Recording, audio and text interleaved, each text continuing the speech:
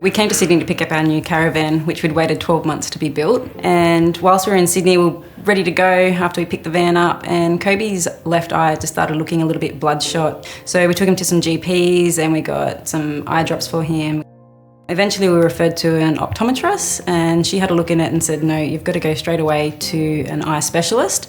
We all went to the ophthalmologist, and eventually he just came out and said his retina is completely detached. And I didn't know what that meant, but Felicity knew that that meant he was already blind in that left eye.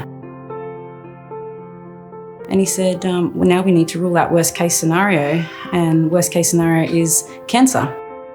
So we were absolutely devastated. It just hit us like a ton of bricks.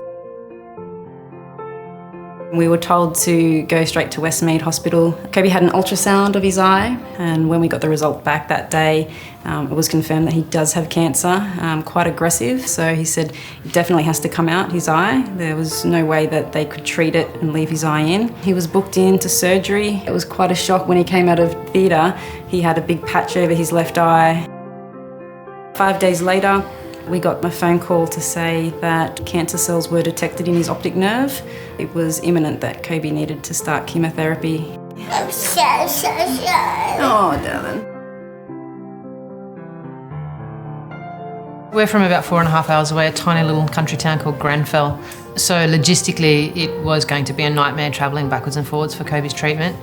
We found out about Ronald McDonald House and made inquiries, and they were able to accommodate us, and it was just an absolute lifeline. Felicity had to take several months off work, and with myself, with Charlie, I've been on maternity leave, and being able to stay here at Ronald McDonald House without having to pay for the accommodation has just been a huge relief to us and allowed us to give Kobi the care he needs. Kobi's a pretty good eater, but he doesn't like the hospital food. So Renee can prepare home-cooked meals and just run them over. Just those little creature comforts and things that help make life as normal as possible. Probably the most stressful times through everything for me was when he first came out of surgery. He was the most upset I've ever seen him in his life, and just clawing at his eye and screaming. He's such a brave boy. He's very brave. And, you know, when he got diagnosed, family and friends, you know, gave him presents, and then shortly after, it was Christmas. And the generosity from members of the public who donate toys to Ronald McDonald House meant that our boys had a fantastic Christmas. And being around other families, to be able to just talk to other parents who are also struggling and, you know, maybe in the same shoes as we are, it makes us feel not alone. It's not just accommodation. You know, they put on the meals a couple of nights a week so you don't have to think about cooking. There's toys for the kids, there's books, there's the climbing equipment, all sorts of things. I don't know if Kobi actually remembers where we're from. We say, you know, it's getting to the end of the treatment, we're going to have to go home to Grenfell, and he says, I don't want to go home to Grenfell, I want to go home to Ronald McDonald House.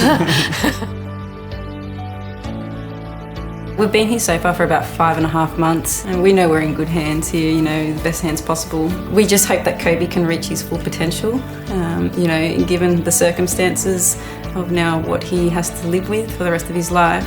We just hope that everyone's happy and healthy, and we can have some fun times in our caravan.